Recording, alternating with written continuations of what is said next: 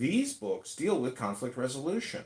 Even the genocide stories of the Old Testament, I believe those are essentially stories to educate us on the now, which is peace and silence. Not silence in terms of subversion or lies through like failing to provide information.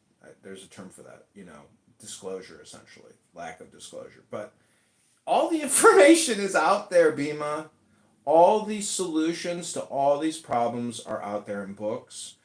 They are external programs just waiting to be infused into the human psyche of every human on the planet. But who can do that when you have to scroll up and down on TikTok for Doomsday Forever and watch a countless number of free, free Palestine, free, free, free Palestine? And then you got some cocksucker in Washington, D.C. from Chicago who responds to some Hamas propaganda message and then murders two innocent people, two beautiful people about to get married.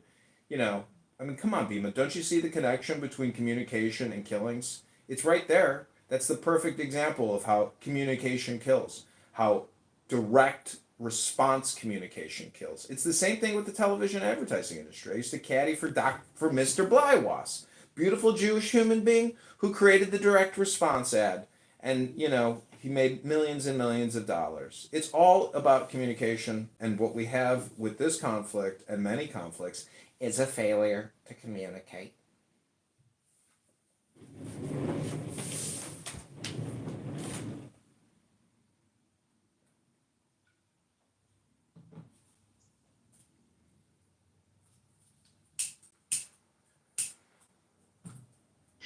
I like to try to understand people, right? What is it? 7 Habits of Highly Effective. Geez, I don't remember now. 7 Habits of Highly Effective People, maybe, I think it is. Stephen Covey, but anyway, I don't remember if that's the name of the title. It sounds like it. It sounds good enough. But one of the rules is seek first to understand and then be understood. I'll just leave that there. Well, the saying is, you can create life or death with your tongue. That's what spam is. I mean, you can come on here and you can just spam people with death messaging, or you can spam people with life messaging, which is wisdom and intelligence. Look what Aziz is saying. I mean, look at his perspective. He is programming us, and he's highly programmed.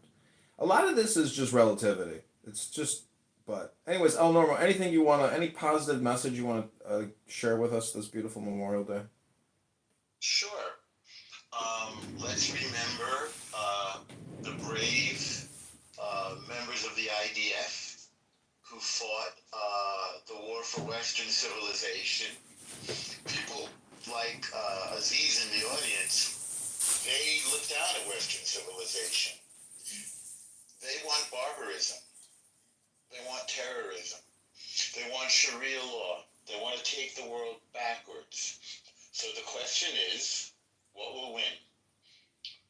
The forces of Western civilization and enlightenment and democracy, or the forces of murder and darkness, Sharia law, terrorism, barbarism?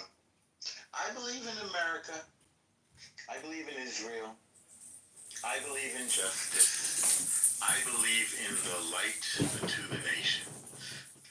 And we'll see if the forces of good, like the Jews, like America, like enlightened democracies, triumph over evil, like Pakistan, like Hamas, Hezbollah, Houthis, Al-Qaeda, Boko Haram, Al-Shabaab, Palestinian Islamic Jihad, the Al-Aqsa Martyrs Brigade. I mean, they have a terror group for every letter of the alphabet.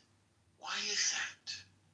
Why are there so many jihadist terror groups? Because they want to take over the world and subjugate democracies. Are we going to let them do it? I don't think so.